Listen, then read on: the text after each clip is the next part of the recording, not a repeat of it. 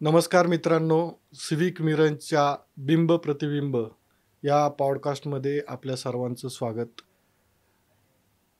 21 जून हा जागतिक योग दिन म्हणून आज संपूर्ण जगामध्ये साजरा होत असतो. 21 जूनला सर्व शाळा, सरकारी संस्थानं या ठिकाणी लोक एकत्रित येऊन आपल्या जीवनामध्ये योग, आसनं, प्राणायाम या सर्व गोष्टींचा कसा अंतर्भाव करता येईल याच्यासाठी प्रयत्न करत असतात. आधुनिक काळामध्ये आपलं जीवन खूप धावपळीचं, तणावपूर्ण झालेलं आहे. त्याचबरोबर शारीरिक हालचाल कमी झालेली आहे. त्याच्यामुळं माणसाला खूप मनोकायिक आजारांना देखील सामोरं जावं लागत आहे. या पार्श्वभूमीवरती कधी नव्हे ती योग आणि प्राणायाम आणि ध्यान या सर्व गोष्टींची आज समाजाला नितांत गरज आहे. आणि ही गरज पूर्ण करण्यासाठी आज समाजामध्ये खूप मोठ्या प्रमाणावरती कधी नव्हे ती योग शिक्षकांची देखील आज समाजात खूप गरज आहे. या दृष्टिकोनातून सरकारच्या माध्यमातून खूप वेगवेगळ्या पातळीवरती, उदाहरणार्थ विद्यापीठं, त्याचबरोबर ओपन युनिव्हर्सिटीजमधनं योग शिक्षक हा अभ्यासक्रम चालवला जातो. अशाच एका अभ्यासक्रमाचे महत्त्वाचे घटक असणारे टीचर, त्याचबरोबर स्वतः पेशाने डॉक्टर असणारे डॉक्टर धनंजय इंचकर यांचं आज आपण योग या विषयावरती मार्गदर्शन घेणार आहोत. यामध्ये आपण हठयोग काय आहे, पातंजल योग दर्शन काय आहे, त्याचबरोबर आजच्या या आधुनिक तणावपूर्ण जीवनामध्ये आपण आपल्या जीवनामध्ये योगाच्या माध्यमातून कशा पद्धतीनं आनंद आणि शांतता अनुभवू शकतो या विषयावरती आपण त्यांच्याशी आज चर्चा करणार आहोत. सर्वप्रथम धनंजय इंचकर सर, मी आपलं या पॉडकास्टमध्ये स्वागत करतो. धन्यवाद. जसं मी आत्ता म्हटलं की धनंजय इंचकर सर हे स्वतः पेशाने डॉक्टर आहेत. त्याचबरोबर इंचकर सरांचं बेंगलोरच्या स्वामी विवेकानंद योग अनुसंधान केंद्रामध्ये स्वतः ते MS करत आहेत आणि त्याचबरोबर सातत्याने ते योग शिकणाऱ्या मुलांना मार्गदर्शन करत असतात. त्यामुळं त्यांचं संपूर्ण जीवनच एक आज योग आणि योगाला वाहिलेलं आहे. त्यामुळं आज आपण अत्यंत योग्य अशा व्यक्तीशी बोलतोय की जो आपल्या सर्व प्रश्नांची उत्तरं देऊ शकेल. डॉक्टर साहेब, सर्वात प्रथम मला असं विचारावं असं वाटतं की आपल्याकडं योगाबद्दल काही गैरसमज खूप असतात. त्याच्यामध्ये हठयोग या शब्दावरती कडी करून म्हणजे हट्टीपणानं केलेला किंवा खूप जोर जबरदस्तीनं केलेला योग आणि त्याची अवघड आसनं अशा पद्धतीचं एक प्रेझेंटेशन केलं जातं. तर हठयोग नेमका काय आहे आणि आपल्या योग दर्शनामध्ये, भारतीय दर्शनामध्ये हठयोग हे काय सांगितलेलं आहे आणि आपली योग परंपरा किती जुनी आहे त्याच्याबद्दल थोडंसं आम्हाला सगळ्यांना ऐकायला खूप आवडेल सुरुवातीला. आता जसं तुम्ही उल्लेख केला की हठयोग जो आहे की हट्टाने करायचा योग असं समाजामध्ये त्याचा गैरसमज प्रचलित झालेला आहे. परंतु असं नाही आहे. ते हठयोग म्हणजे काय, ह आणि ठ असे दोन शब्द त्यामध्ये आहेत. ह म्हणजे सूर्य आणि ठ म्हणजे चंद्र. म्हणजे शरीरामध्ये आपल्या दोन प्रकारच्या शक्ती असतात, एक चंद्रशक्ती, सूर्यशक्ती आणि चंद्रशक्ती. म्हणून आपण जो प्राणायाम जो करतो अनुलोम विलोम किंवा नाडीशोधन प्राणायाम, त्यामधल्या सुद्धा दोन शक्ती ह्या ज्या आहेत, सूर्यशक्ती आणि चंद्रशक्ती, या दोघींना बॅलन्स करण्याचा प्रयत्न आपण त्या प्राणायामाच्या माध्यमातून करत असतो. तर हठयोग ह्या शब्दामधला जो दोन शब्द आहेत ह आणि ठ, तर ते सूर्यशक्ती आणि चंद्रशक्ती याच्याशी ते संबंधित आहेत. नक्की हट्टाने करायचा योग किंवा बळाने करायचा योग असं त्याचा काही संबंध नाही. खरं पाहिलं तर आपलं शास्त्र जे आहे ते खूप पुरातन शास्त्र आहे. म्हणजे शंकर जे आहेत, म्हणजे आदिशंकर भगवान शंकर त्यांच्यापासून ते सुरुवात केलेली आहे. म्हणजे हठयोग प्रतिपिकेचा उल्लेख जो आलेला आहे त्याचा पहिला सूत्र असं आहे की नमो आदिनाथाय. बरोबर. म्हणजे पहिल्यांदाच आपण आदिनाथ कोणते तर भगवान शंकर यांना नमन शिवशंकराला करून नमन करून त्यांनी ती स्वामी स्वात्मारामांनी जी हठयोग प्रतिपिका लिहिली हं. तर त्याच्यामध्ये त्याचा उल्लेख आलेला आहे. त्यामुळे अतिशय पुरातन जवळपास 2500 ते 5000 वर्षापूर्वीचा सगळा इतिहास आणि असं हे हठयोगाचं शास्त्र म्हणजे आहे. शंकर ही जी त्यामध्ये देवता आहे ती संपूर्ण हां योग आणि तंत्राची जी देवता मानली तंत्राची जाते. देवता आहे असं त्या आपल्याला म्हणता येईल. अनुषंगाने ते बरोबर. तसं आहे ते बरोबर. हम्म. तर वेदांमध्ये देखील योगाचे उल्लेख येतात आणि बरोबर. त्यानंतरच्या कालखंडात देखील त्याचे उल्लेख येतात. आता याच्यामध्ये हठयोग याचं तुम्ही जे सांगितलेलं वर्णन आहे, हठयोग आणि पातंजल योग दर्शन, तर याच्यामध्ये नक्की काय फरक जाणवतो? पातंजल योग दर्शन आणि हठयोग वेगळा आहे का? हठयोग आणि पातंजल दर्शन एकच आहे? तर याच्याबद्दल देखील आम्हाला ऐकायला आवडेल. कसं आहे आपल्याकडे आता जो योग प्रचलित आहे सगळ्या भारतामध्ये किंवा जगामध्ये त्याचा प्रसार होतोय तर तो हठयोग म्हणजे हठयोगातले विशेष करून आसनं जे आहेत म्हणजे वेगळ्या पोश्चर्स म्हणजे वृक्षासन, पद्मासन, सिद्धासन, त्रिकोणासन अशी जी आसनं आहेत तर त्या वेगवेगळ्या पोश्चरचा प्रचार सगळीकडे होतो. म्हणजे योग म्हणलं की लोकांना लक्षात येतं की पहिल्यांदा आसन, काहीतरी आसनाच्या स्थितीमध्ये बसलेला योगी अशा प्रकारचं लक्षात येतं. तर हठयोगामध्ये आसन, प्राणायाम, शुद्धिक्रिया आणि बंध यांचा अधिक वापर केला जातो. तर पातंजल योग जो आहे तर महर्षी पतंजली त्यांनी त्याची रचना केलेली आहे. तर हे महर्षी पतंजलींनी सुरुवात केलेली म्हणून त्याला पातंजल योग म्हणतात. पातंजल योग दर्शन. तर पातंजल योग जो आहे त्यामध्ये अष्टांग योग आहे. म्हणजे 8 प्रकारच्या स्टेप्स किंवा पायऱ्या पायऱ्या, योगाच्या त्या पायऱ्या योगाच्या पायऱ्या त्यांनी सांगितलेल्या. सांगितलेल्या आहेत. त्यामध्ये येतं यम, नियम, आसन, प्राणायाम, प्रत्याहार, धारणा, ध्यान आणि समाधी असा तो अष्टांग योग जो पतंजल ऋषींनी सांगितलेला आहे. तर पातंजल योगालाच राजयोग असं म्हटलं जातं. अच्छा. आणि हठयोगामध्ये असं म्हटलेलं आहे की हठयोग जो आहे तो सुद्धा राजयोगाशी जोडलेला आहे. अच्छा. हां, राजयोगाशिवाय हठयोग नाही हम्म. आणि दोघांचा समन्वय जो आहे तो त्याच्यामध्ये साधलेला आहे. हठयोग, क्रियायोग, क्रियायोग पण त्याचाच एक भाग आहे हा का? क्रियायोग हा पतंजली योगामध्ये त्याचा उल्लेख आलेला आहे. अच्छा अच्छा. हां म्हणजे ईश्वर प्रणिधान, त्यानंतर साधना अशासाठी त्याचा क्रियायोगाचा वापर केला केला जातो. जातो. बरोबर. हम्म. आधुनिक कालखंडामध्ये जसं की आपण हे 21 तारीख 21 जूनला आंतरराष्ट्रीय योग दिवस आणि पूर्ण जगामध्ये भारतानं योगशास्त्रामध्ये जगाला दिलेलं एक खूप मोठं योगदान जे आहे तर त्याच्या अनुषंगानं आत्ताच्या युगामध्ये सरकारी पातळीवर विद्यापीठीय स्तरावरती कशा पद्धतीनं प्रयत्न केले जातात आणि ते का गरजेचं आहे? एखादे दिवस योग केल्याने असं काय बदल होणार आहे आणि तो का करावा? किंवा जसं की योग हा रोज करण्याचा दिवस आहे, एखादे दिवस साजरा झाले ना असं काय हे होतं?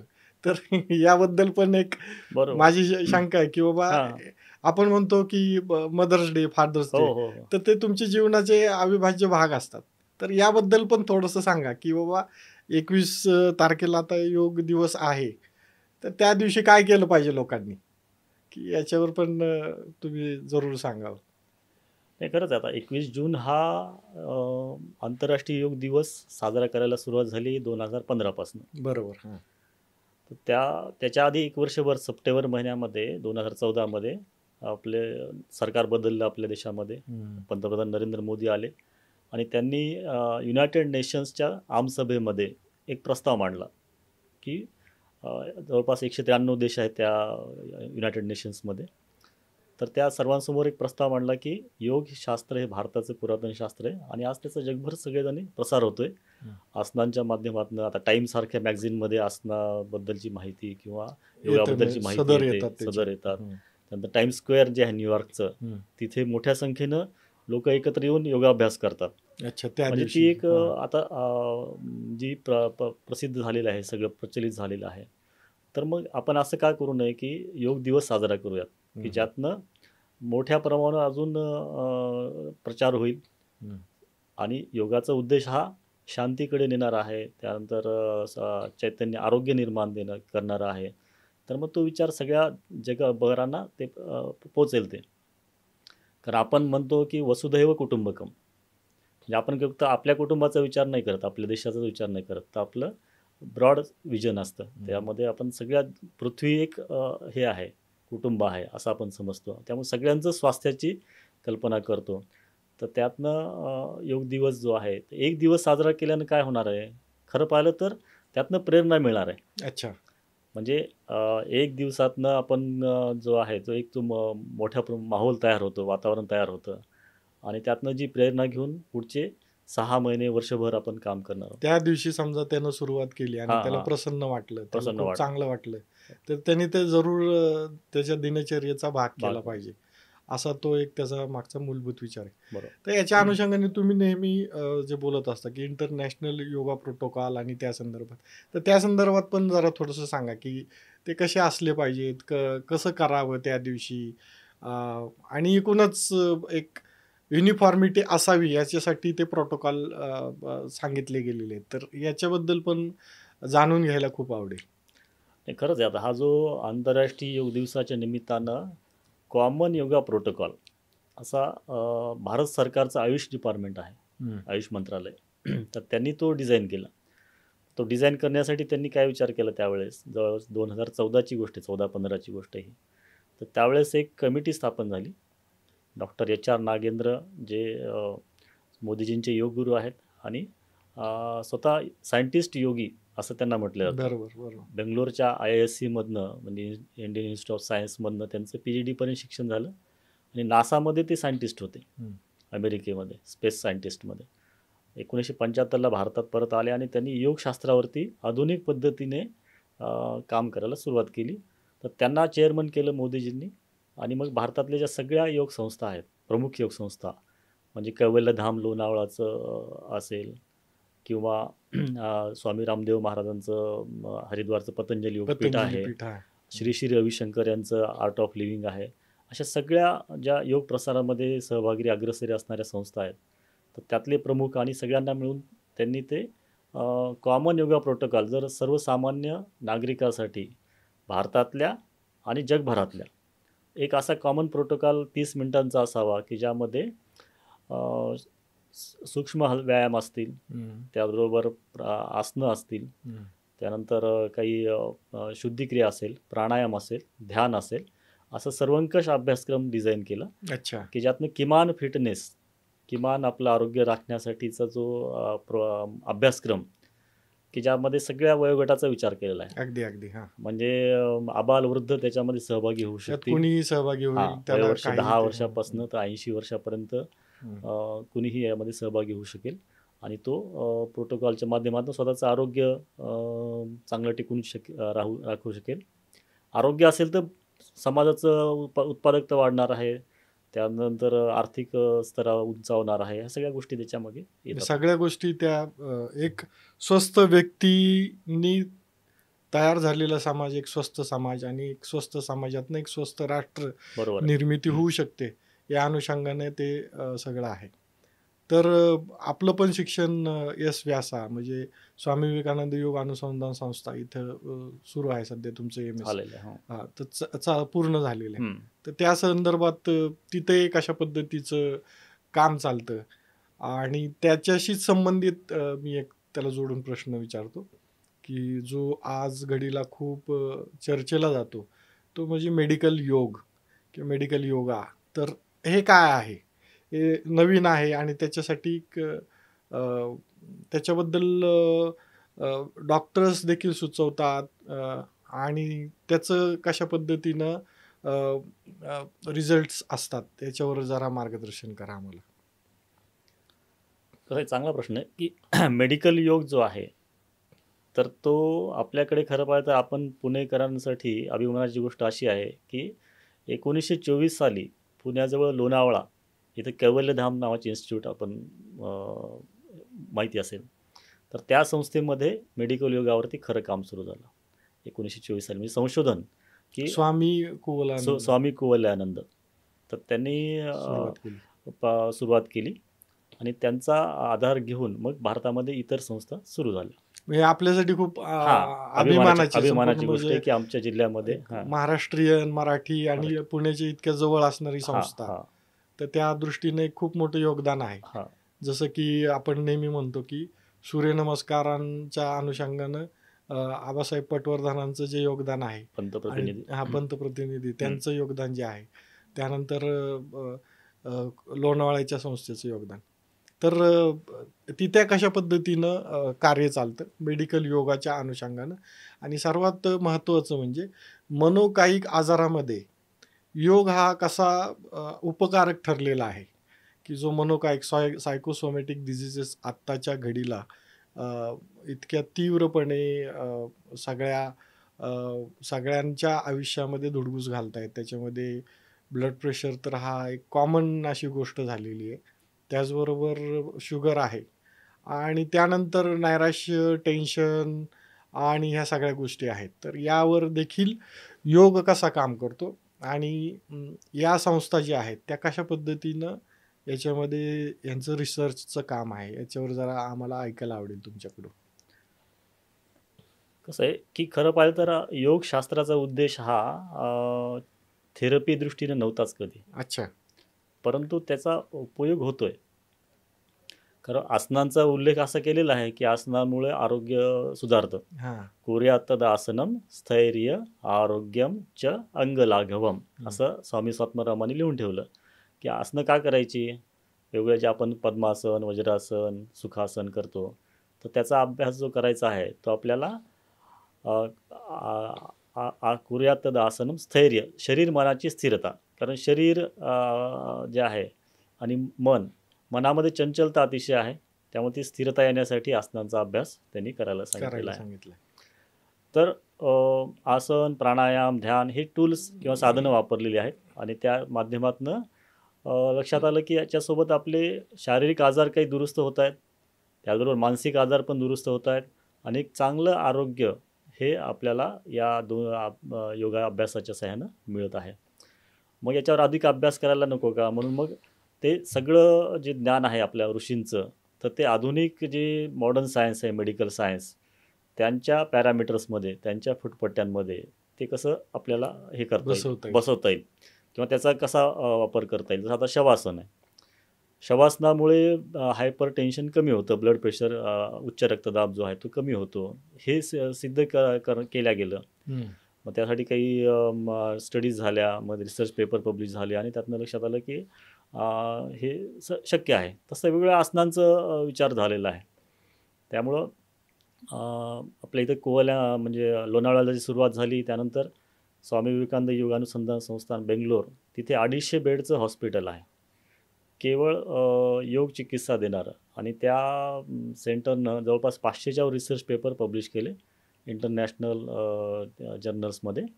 आणि त्या पेपरच्या आधारे असं सिद्ध केलं की वेगवेगळ्या मनोकायिक आजारांमध्ये, म्हणजे आता मनोकायिक आजार म्हणजे काय, जिथे मनाचा आणि शरीराचा संबंध आहे. म्हणजे आधी आजार सुरू होतो मनामध्ये आणि मग तो शरीरामध्ये येऊन सेटल होतं. उच्च रक्तदाब आधी मनामध्ये त्याचे हे सुरू होतात, त्यानंतर मधुमेह, त्यानंतर कोलायटिस, IBS म्हणजे इरिटेबल बाउल सिंड्रोम, म्हणजे पोट दुखून शौचाला वारंवार जायला लागणं, अशा प्रकारचा आजार आहे. त्यानंतर हायपर ॲसिडिटी. आता आपण ॲसिडिटी आपल्याला माहिती आहे की खूप प्रकारचं आम्लपित्त, तीव्र आम्लपित्त जे आहे की ते हा सगळ्या मनाशी संबंधित आजार असणार आहे. म्हणजे केवळ मनाशी नाही, शरीर आणि मन दोन्हीचं त्याच्यामध्ये इन्व्हॉल्वमेंट असते. त्यानंतर निद्रा नाशासारखा आजार असेल, की नाही. तर हे सगळ्या आणि मानसिक आजार, उदाहरणार्थ चिंता, भीती, त्यानंतर तणाव, टेन्शन येणं, त्यानंतर टेन्शन हेडेक होणं, त्यानंतर नैराश्य आणि तीव्र नैराश्यातनं आत्महत्या सारखे येणं, अशासारखं करण्याचे विचार येणं, असे सगळे जे आजार आहेत त्या आजारांमध्ये योगशास्त्र जे आहे ते एक वरदान ठरू शकतं. कारण योगाचा मुळातच व्याख्याच अशी आहे की मनप्रशमन उपायः योग इति अभिधीयते, म्हणजे मन शांत करायचा उपाय म्हणजे योग आहे. आता आपण एखाद्या आपल्या इष्टदेवतेला जाऊन प्रणाम करतो, मंदिरात जातो, दर्शन घेतो, त्यानंतर आपल्या लक्षात आलं की इन्स्टंट आपलं मन शांत झाले असतं. आपल्या मनामध्ये जे एक विचारांचं वादळ आहे ते कमी झालेलं असतं आणि एक स्ट्रेस लेवल्स आपली जी कमी झाल्याचं आपल्याला जाणवतं. तर हा तो सगळा सायंटिफिक भाग त्याच्यामध्ये आपल्याला पाहायला मिळतो. आणि तिथे जे काही संशोधन झालं आणि आता तर ते प्रोटोकॉल्स तयार झालेत वेगवेगळ्या आजारानुसार. म्हणजे उच्च रक्तदाबासाठी कुठले कुठली आसनं करायची, हं. त्यानंतर डायबिटीससाठी कोणती आसनं करायची, त्यानंतर बॅक पेन असेल समजा डिस्क प्रोलॅप्स झाला आहे तर त्यासाठी कुठली आसनं करायची, हे सगळं त्यांनी डॉक्टरांच्या याच्यामध्ये त्यांचा अनुभवाचा वापर करून, कारण त्या संस्थेचे जे डायरेक्टर आहेत, मेडिकल डायरेक्टर, त्या स्वतः डॉक्टर आहेत. MBBS MD शिक्षण झालं, बर. ॲलोपॅथी प्रॅक्टिस नाही केली, परंतु केवळ योग चिकित्सा हा विषय आयुष्याचा भाग बनवून 50 वर्ष जवळपास 1975ला आल्या होत्या त्या डॉक्टर नागरत्ना भारतामध्ये.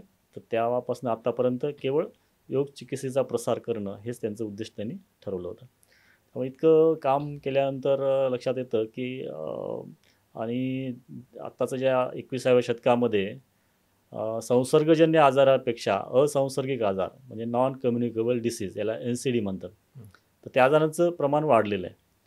आधी कॉलरा होता, आधी साथीचे आजार असायचे, पण आता ते प्रमाण कमी होऊन मधुमेहाचे आजार किंवा हृदयविकार, ब्रेन स्ट्रोक, हे की नाही, अशा प्रकारचे आजार यांचं मोठं प्रमाण वाढलेलं आपल्याला दिसून येतं. त्यासाठी आत्ताचं जे मॉडर्न सायन्स आहे त्याला पूरक असणारी योग चिकित्सा ही उपयोगी ठरू शकते. मी एक तुम्हाला तुम्ही एक प्रॅक्टिशनर डॉक्टर पण आहात, तर असे खूप सारे रुग्ण येत असतात आणि असं तुमच्या प्रॅक्टिसच्या दरम्यान कधी जाणवलं आहे का की खूप असं खूप वैतागलेला व्यक्ती आहे, सगळे उपाय तो करून थकलेला आहे आणि मग तो तुमच्याकडे आला आहे, तर तुम्ही डॉक्टर आहात, तर तुम्ही त्याला काही गोष्टी योगाच्या संदर्भात सांगितल्या आणि त्याच्यामध्ये एक आश्चर्यकारक असे काही अनुभव तुमचे असतील, तर बदल झाले, तर ते श्रोत्यांना नक्कीच ऐकायला आवडेल की कशा पद्धतीनं घडत असतं ह्या सगळ्या गोष्टी, की हे काही चमत्कार नाही आहेत किंवा ग्रंथांमधले कथा कादंबऱ्यांमधले विषय नाही आहेत, प्रत्यक्ष जीवनामध्ये देखील अशा केस स्टडीज असतात. तर त्याच्यावर जरा तुम्ही थोडंसं सांगा की कसं कसं तुम्ही तर खूप अनुभवलेलं असेल, इतका दीर्घकाळ तुम्ही योग शिक्षणाचा प्रसार करताय, तर त्याबद्दल तुमचे काही अनुभव असतील तर ते जरूर सांगा. नाही, आता तर अनुभव खूप येतात. एकतर मनोकायिक आजार जे आहेत, जसं आता आपण चर्चा करत होतो की जिथे मनाचा संबंध आहे, शरीराचा संबंध आहे, अशा सर्व आजारांमध्ये योगाभ्यासाचा चांगला उपयोग लक्षात येतो. म्हणजे उदाहरणार्थ बॅक पेन सारखं आहे. म्हणजे आता जसं सर्दी खोकला होतो तसं बॅक पेन हे कॉमन आहे.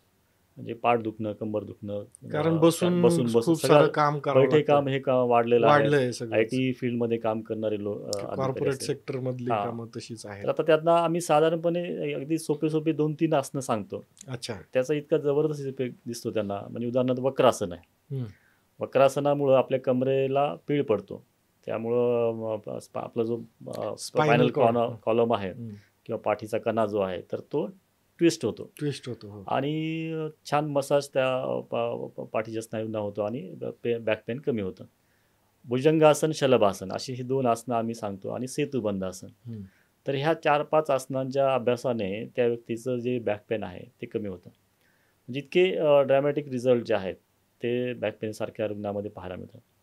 दुसरं म्हणजे सर्दी, ॲलर्जीची सर्दी खूप जणांना असते. म्हणजे साधं धुळीचं मध्ये गेलो आपण किंवा वातावरणात बदल झाला, थंडी वाढली, एकदम ऊन वाढलं, तर लगेच आपल्याला शिंका यायला सुरुवात होते. 8, 10, 15, 20 सटासट शिंका एका पाठोपाठ येतात आणि शिंका आल्यानंतर नाकातनं पातळ पाणी येतं, डोळे चुरचूर करतात, कान खाजवतात आणि सगळी ॲलर्जीची लक्षणं जी आहेत ती दिसायला लागतात. हो. तर आपल्याला या स्थितीमध्ये जलनेती नावाची एक शुद्धिक्रिया हठयोगामध्ये सांगितलेली आहे. तर ती शुद्धिक्रिया किती सोपी आहे. साधं कोमट पाणी घ्यायचं आहे आपल्याला 2 पॉट भरून आणि त्यामध्ये एक सपाट चमच्यावर मीठ टाकायचं आहे आणि ते पाणी एका नाकपुडीतनं प्रवेश करून दुसऱ्या नाकपुडीतनं काढायचं. तर ही जलनेती शुद्धिक्रिया जी आहे त्यातनं ॲलर्जीची सर्दी ही गायब होते.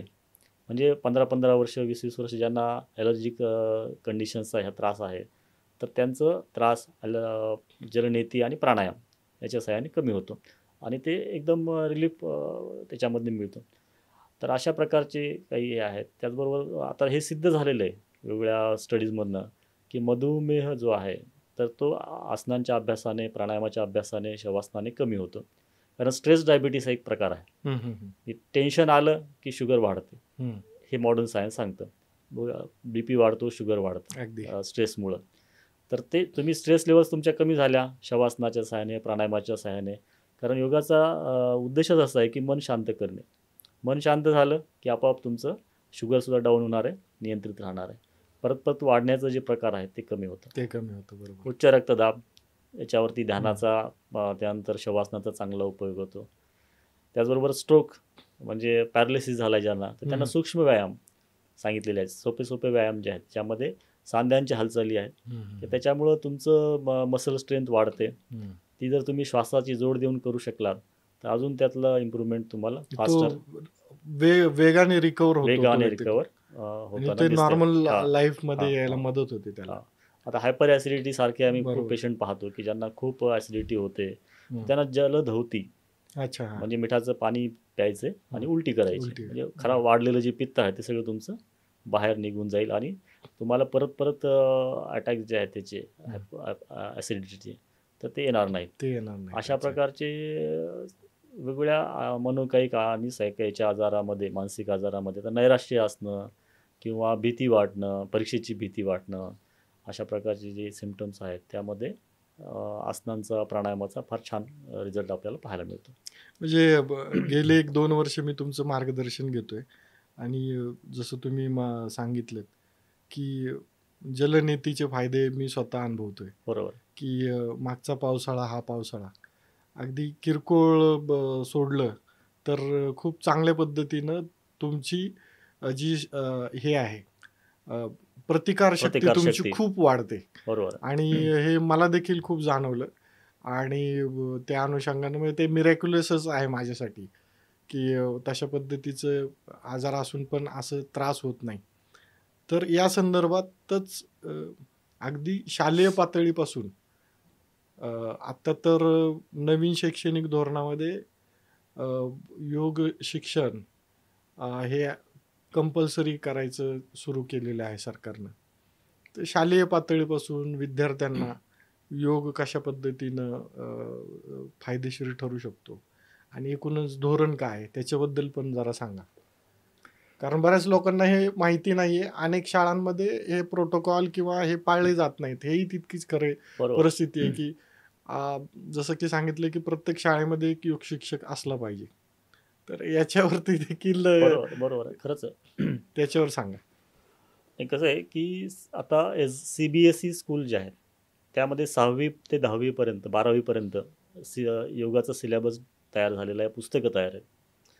तर CBSE सगळ्या शाळांमध्ये योग शिक्षक असणं अपेक्षित आहे. केंद्रीय विद्यालयामध्ये योग शिक्षक असतो, तर त्यांच्या माध्यमातून ते प्रयत्न चालू आहेत. परंतु खरं पाहिलं तर महाराष्ट्र सरकारने लवकरात लवकर डिसिजन करून सगळ्या ज्या महानगरपालिकेच्या अंतर्गत येणाऱ्या शाळा असतील, जिल्हा परिषदेच्या अंतर्गत येणाऱ्या शाळा किंवा इतर खाजगी शाळा, तर त्या सर्व शाळांमध्ये योग शिक्षक असणं हे कंपल्सरी केलं पाहिजे की त्याचा उपयोग जो आहे तो खूप होणार आहे. आपली पुढची आपण आता विकसित भारताचं स्वप्न पाहतोय की 2047मध्ये आपला देश पूर्ण विकसित भारत म्हणून जगासोबत असेल असं आपण स्वप्न पाहतोय. तर मग आपली जी येणारी पिढी आहे ती पिढींना 6वीपासूनच आपल्याला योग शिकवला पाहिजे. तर आयुष मंत्रालय भारत सरकारचं त्या दृष्टीनं प्रयत्न करते, परंतु सरकार स्तरावर अजूनही प्रयत्न होण्याचं अपेक्षित आहे. आयुष मंत्रालयाने सांगितलं आहे की सगळ्या विद्यापीठांना तुम्ही तुमच्या विद्यापीठामध्ये योग डिपार्टमेंट सुरू करा. मग त्या अंतर्गत certificate course, diploma course, degree course, post graduation, त्यानंतर PhD अशा प्रकारचं शिक्षण हे आलं पाहिजे.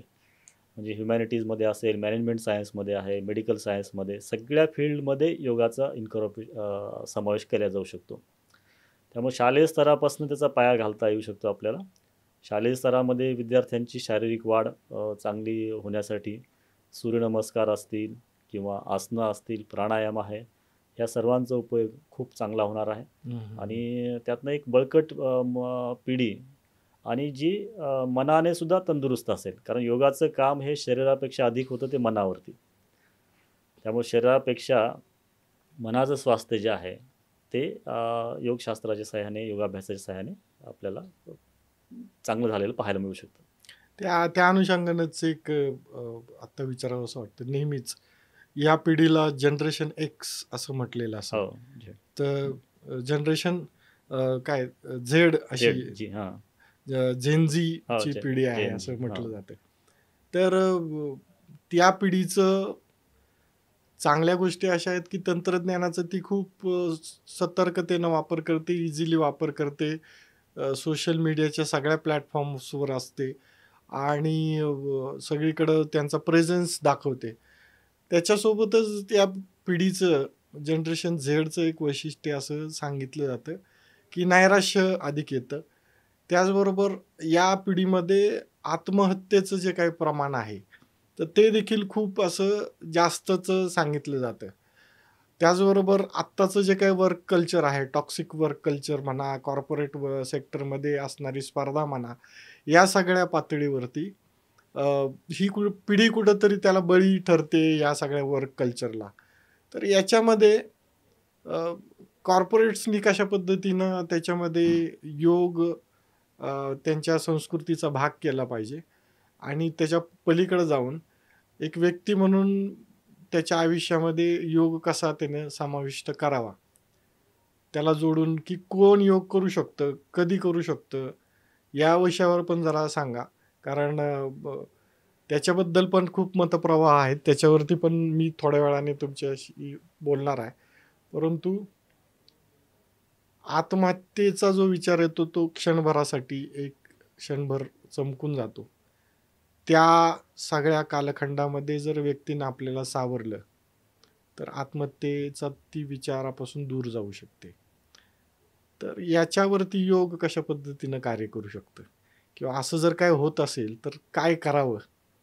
बरोबर तर हे एक जसं की आपण म्हणतो की प्राणायामाचे फायदे अनेक आहेत. तर असं काय आहे का, की बाबा असं मला एखाद्याला असे काही झटके येत असतील, तर त्याने काय केलं पाहिजे? जसं की एकदम सांगतात की तुम्हाला असं अ, खूप सफोकेट होत असेल, तर असा-असा, अमुक-अमुक करा असं सांगितलं जातं. तर त्याच्याबद्दल जरा सांगितलं तर खूप मार्गदर्शक ठरेल. हे खरंच आहे की आत्ताच्या हे युग जे आहे या युगामध्ये 21व्या शतकामध्ये मानसिक आजारांचं जे प्रमाण आहे तर ते त्याला एपिडेमिक्स आल्यासारखं असं म्हणतं. म्हणजे त्याची साथीचा आजार असल्यासारखं झालेला आहे. इतक्या इतक्या मोठ्या मोठ्या प्रमाणावर प्रमाणावरती त्याचं ते हे दिसून झालेलं आहे. येतात असं आहे. अ, नैराश्य, निराश वाटणं, असहाय्य वाटणं किंवा एकटेपणा वाटणं, त्यानंतर आपल्याला कोणी मदत करणारं नाही आहे, मग आता सगळं संपलं, हं. अशा प्रकारचे विचार येणं, खरं पाहिलं तर काहीच कारण नाही त्याचं. म्हणजे आज एवढा सुबत्ता असून सुद्धा जर का आपल्याला अशी विचार येत असेल, तर हे कुठेतरी आपलं चुकत आहे असं समजायला पाहिजे. म्हणजे आपल्या आधीच्या पिढींनी तर हां, खूप संघर्ष हां, केलेला आहे हां. जगण्यासाठी. जगण्यासाठी संघर्ष केलेला आहे. तुलनेनं काहीच नाहीये काहीच नाही, तसं काहीच बघायला नाही. गेलं तर. बरोबर, बरोबर. म्हणजे आता परवा आपल्या इथे पुण्यातल्या एका आय-टी फील्डमधल्या एका मुलीने आत्महत्या केल्याचं लक्षात हो, आलं, हो, हो. पिंपरी चिंचवडमध्ये. तर खरंच म्हणजे काय इतकं आज आय-टी फील्डमध्ये इतका चांगला हे मिळतं, पॅकेज मिळतं. चांगलं पॅकेज असतं आणि सोबत एखादा जर सोयी आय-टी असतात. इंजिनिअर असेल तर लाईफ सेट अशा हो, पद्धतीनं हो, आपण हो, विचार हो. करतो. तर आता आपलं भौतिक प्रगती होण्यासोबतच आपलं मानसिक स्वास्थ्य जपणं हे अत्यंत आवश्यक आहे. तर साध्या काही गोष्टी आहेत. साधारणपणे दीर्घ श्वसन करणे म्हणजे पूरक आणि रेचक. पूरक म्हणजे श्वास घेणे, रेचक म्हणजे श्वास सोडणे. तर यांचं प्रमाण जर आपण 1:2 करू शकलो, 1:2 हं. म्हणजे 2 सेकंदांचा पूरक असेल, तर 4 सेकंदांचा रेचक करणं. दीर्घ श्वसन त्यातनं करतो. आपलं प्राणायाम जो आहे, प्राणायाम म्हणजे काय? तर आयाम म्हणजे वाढवणे, विस्तार करणे. हं. इलॉंगेशन ऑफ ब्रेथ, आहे की नाही?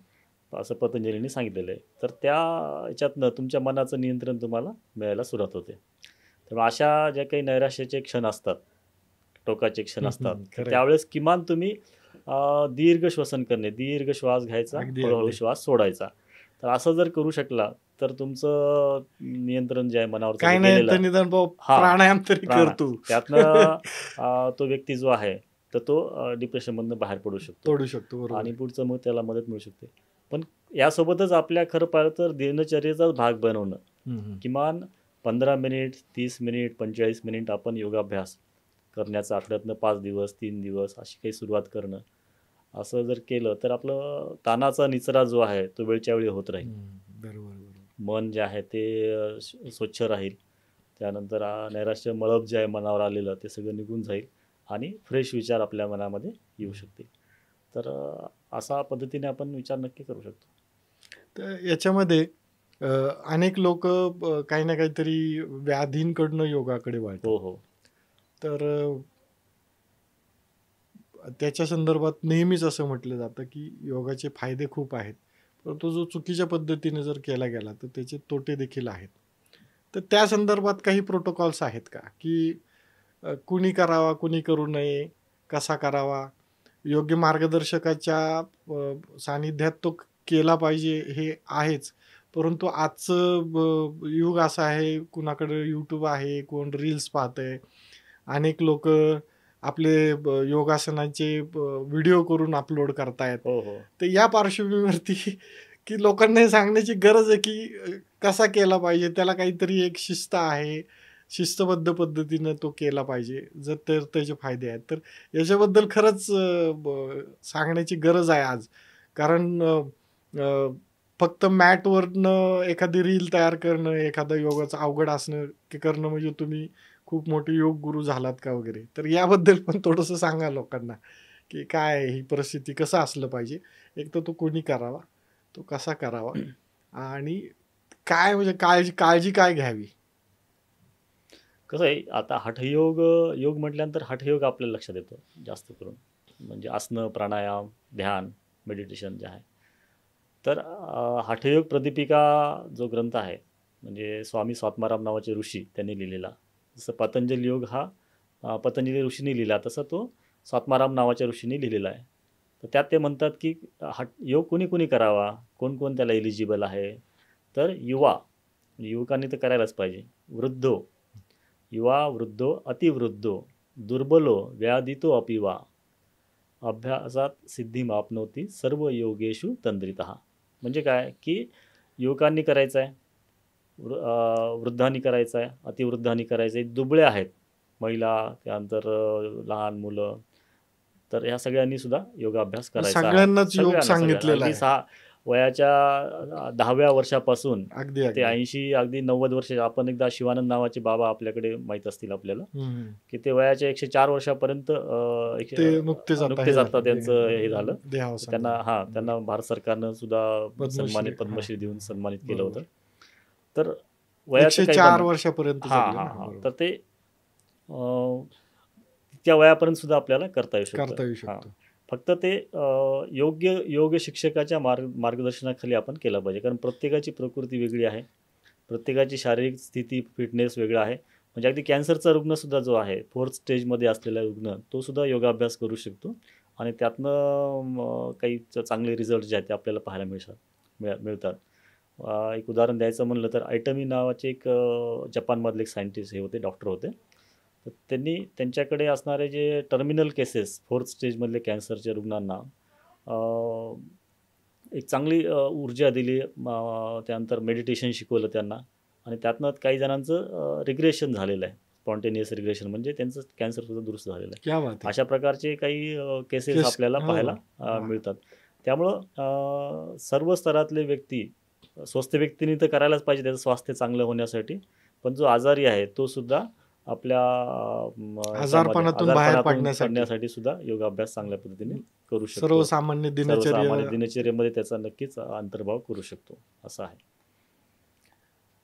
याच्या अनुषंगानं एक विचारावं की बा एक असं काय आहे की असं करूच नाही बाबा, हा पद्धत चुकीची आहे, तर याच्याबद्दल पण सांगा. की आपल्याला नेहमी सांगितलं होतं की असा असा करावा, हे करा, तसं काय आहे का? म्हणजे आहाराच्या अनुषंगाने असतो, तो कधी करावा, त्या संदर्भात जे एक सांगितलं ते यमनियमांमध्ये सांगितलेलं आहे त्या गोष्टी, तर त्याबद्दल पण जरासं मार्गदर्शन करा. बरोबर, कारण काय की आसनं जर आपल्याला अभ्यास करायचा असेल आसनांचा, तर साधारणपणे एक जेवण झाल्यानंतर 4 तासानंतर आपण ते करू शकतो. म्हणजे आपलं पोट रिकामं असलं पाहिजे योगिक क्रिया करायची. म्हणून आपल्याकडे ब्रह्ममुहूर्तावरती करायला सांगितलं. 3:30 वाजता सकाळी सुरू होतं मुहूर्त. किमान आपण 5 वाजता 6 वाजता उठून योगाभ्यास करायला पाहिजे. त्यावेळेस पोट आपलं रिकामं असतं. रात्रीचं खाल्लेलं अन्न पचन झालेलं असतं.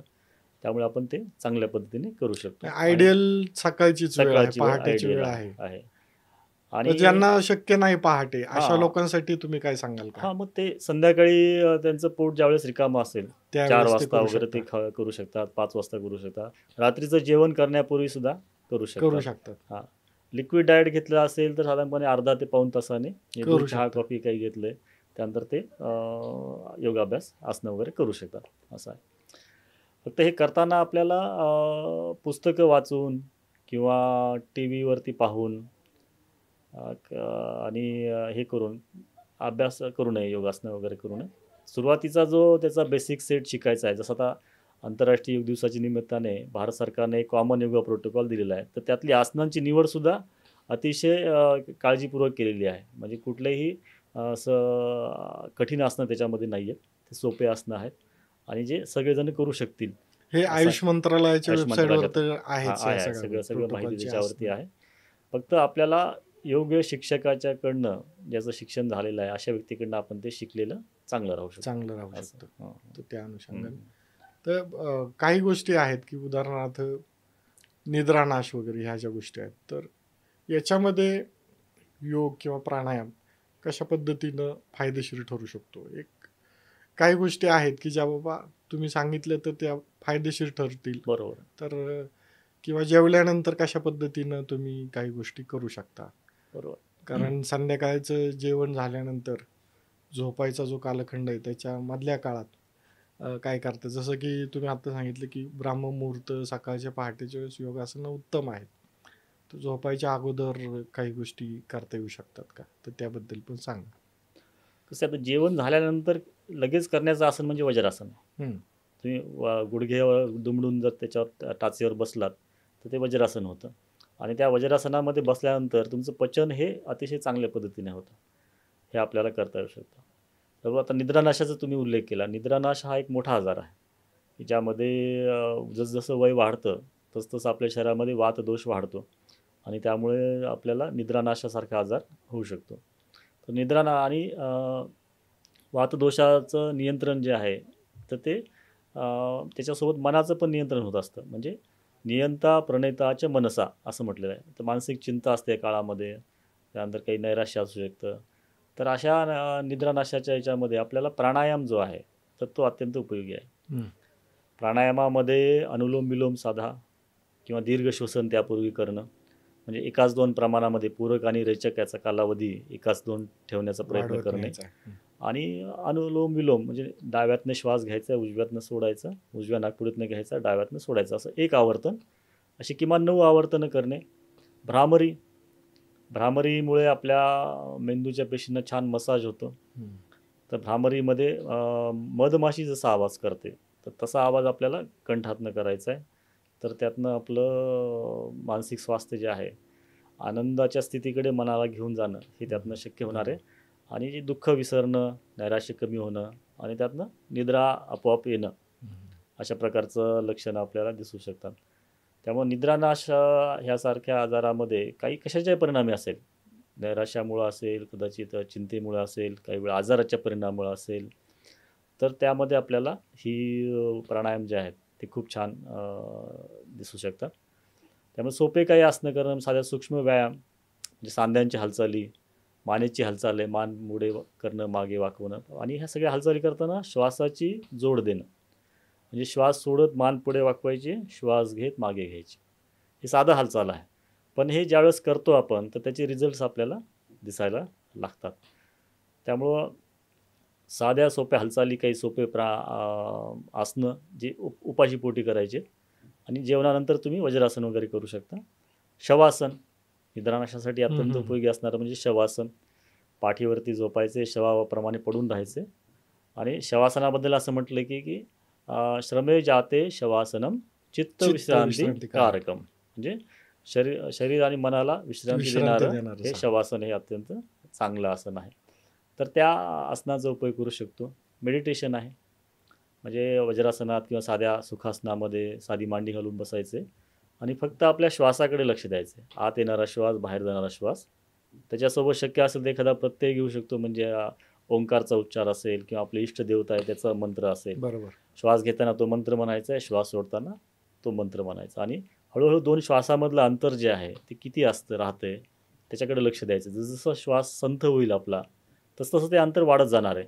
म्हणजे आपली मनाची निर्विचार स्थिती जी आहे ती वाढत जाणार आहे आणि त्यातनं शरीर मनाला एक छान विश्रांती यातनं मिळेल आणि आपलं निद्रा जी आहे ती सुखपूर्वक येण्यासाठी मदत होऊ शकते. मला वाटतं की अशा प्रकारच्या काही गोष्टी आपण नक्की करू शकतो खरंच की खरंच. ज्यातनं चांगला उपयोग होईल. नाही, खूप सुंदर असं मार्गदर्शन सर तुम्ही केलं. यामध्ये आज आपण अगदी हठयोगापासून पातंजल योग दर्शन काय आहे, हठयोग काय आहे, योग कसा करावा, कुणी करावा, कसा करू नये, जेवल्यानंतर काय करावं किंवा कॉर्पोरेटमधले तुम्ही असाल तर कॉर्पोरेट सेक्टरमध्ये तुम्ही काय असाल, जनरेशन झेडमधले तुम्ही असाल तर त्याच्यामध्ये तुम्ही कशा पद्धतीने योग करायचा, या सर्व गोष्टींबद्दल आपण खूप चांगल्या पद्धतीनं असं मार्गदर्शन घेतलं सरांकडनं. प्रत्येकाच्या आयुष्यामध्ये योगाचा प्रादुर्भाव हो, प्रत्येकाला दीर्घ आरोग्य आणि मनःशांती भेटो असाच या सगळ्या योगविद्येचा अन्वयार्थ आहे आणि तो आपल्या आध्यात्मिक जीवनाचा गाभा आहे. याबद्दल आज सर या ठिकाणी आले. सरांनी आपल्याला खूप त्याच्यातलं सुलभ असं करून सांगितलं. हे जे आध्यात्मिक ज्ञान आहे ते खूप सुलभ पद्धतीनं आपल्याला सांगितलं. त्याबद्दल मी सरांचे खूप खूप आभार मानतो. धन्यवाद सर. धन्यवाद. आणि अशाच चांगल्या कॉन्टेंटसाठी आमच्या या यूट्यूब चॅनलला सबस्क्राईब करा, लाईक करा. जे तुमचे असे मित्र असतील जे योग करत असतील तर त्यांच्यासाठी तर हा व्हिडिओ शेअर कराच, परंतु जे योग करत नसतील, आळशी झालेले असतील, अशा मित्रांना देखील हा व्हिडिओ टॅग करून तुम्ही जरूर पाठवा, जेणेकरून त्यांच्या आयुष्यात देखील सकारात्मक असे बदल घडून येतील. तोपर्यंत आमच्या चॅनलला पाहत राहा आणि सर तुमचे खूप खूप आभार. धन्यवाद. धन्यवाद. सर्वे भवन्तु सुखिनः, सर्वे सर्वे सन्तु सन्तु निरामया, निरामया, सर्वे भद्राणि पश्यन्तु मा कश्चित् दुःखभाग् भवेत्. ओम शांती शांती शांती.